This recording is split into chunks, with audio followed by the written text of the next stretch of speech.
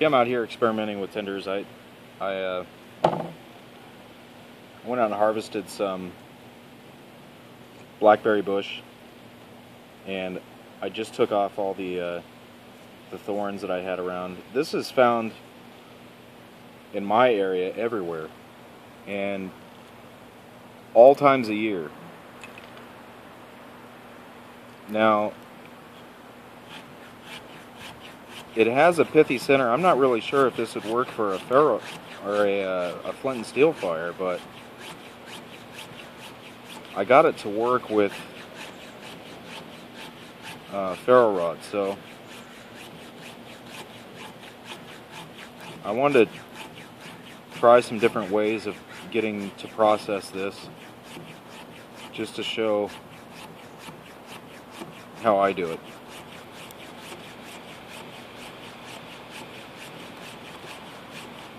So one of the ways I'm going to try here is, because this is the dead dry ones are kind of like, I don't know, they have kind of a wood on the outside,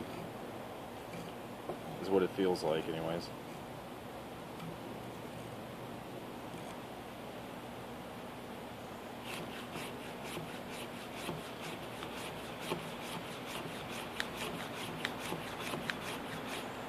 So a lot of this is kind of going everywhere else. It's not going everywhere I want it to.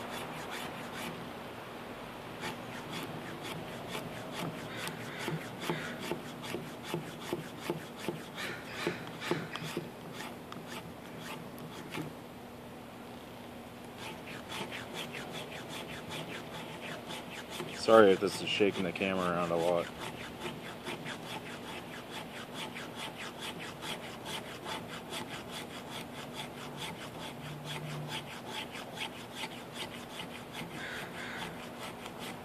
So I'm just using the back of my knife. I mean, you can use the blade of your knife if you don't have a sharpened spine. It's not really a necessity to have a sharpened spine. It's just, you can just save your blade.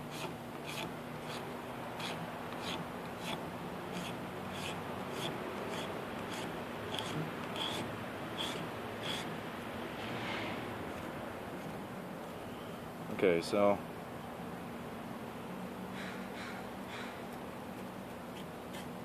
see if I can feather it without digging too deep into it.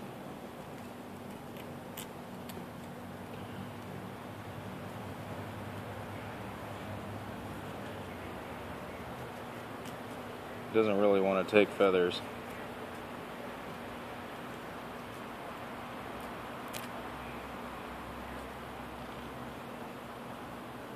Just because it's so pithy. That's why I want to know if this would work for flint and steel. I think that'd be interesting to try that out. May have to do that here pretty soon.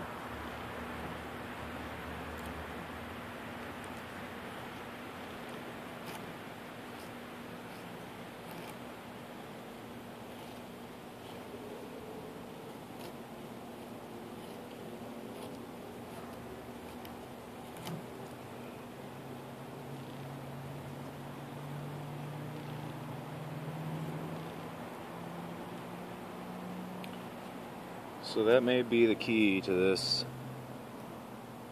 is just being able to get feathers.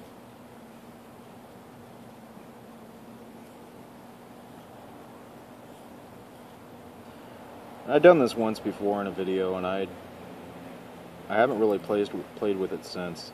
I submitted a video to Ferro Woodcraft for the ferro rod fires. And I processed it a couple of different ways, and it seems like the feathers work the best. The fuzz is something I just tried. I didn't do that before, and I don't know why, but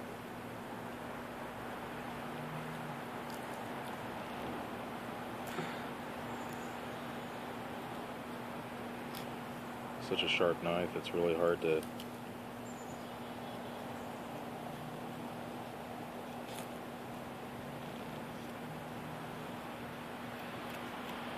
keep it from grabbing.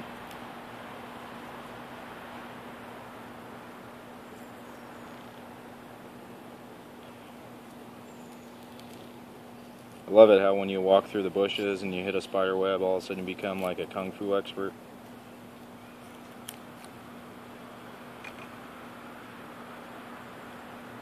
Start swatting because you know there's a spider attached to it somewhere.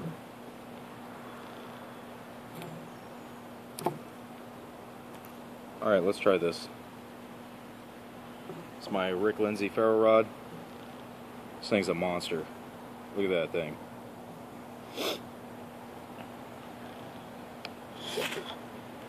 Wow. First strike.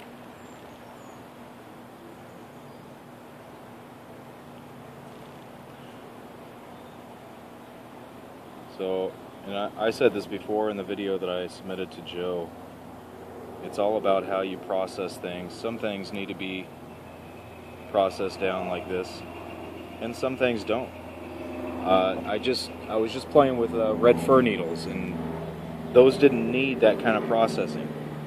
I was able to strike those, and they went up. This, on the other hand, I mean, if I were to take this hole and just try to light it on fire that way, it doesn't work. You really have to break it down.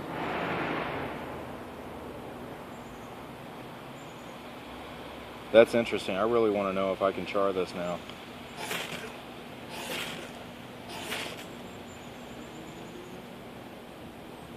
And make a fire out of that. I mean, a charred tinder out of that. That's pretty cool. So that's what I've been playing with today. This is always your best bet, is just to make feathers and curls. I mean, if you can't do a feather stick, practice.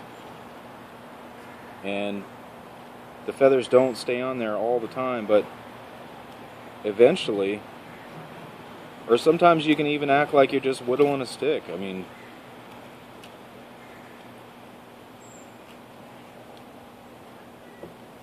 it doesn't take much, but if you want a good flame to get your fire going, I mean, yeah, I mean, you need a lot more than what I just did. But just all depends on how you process it.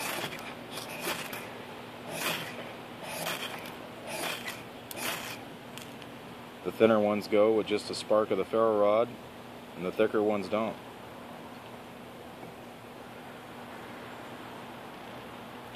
So practice. That's all it takes. Just out here whittling, having a good time, practicing what different tinders I can use, how they need to be processed in order for me to use them. That's all I'm doing. It's just having fun, enjoying the fact that I have a backyard to play in with all these resources. I mean, look at this. This is what I got to play with. I got dogwood, cottonwood, what is that, cedar, birch. I mean, my backyard's a little messy right now, but fir, hemlock. I mean, I got trees and resources everywhere that I can play with at my disposal. And I'm lucky. So thanks for watching. Bye.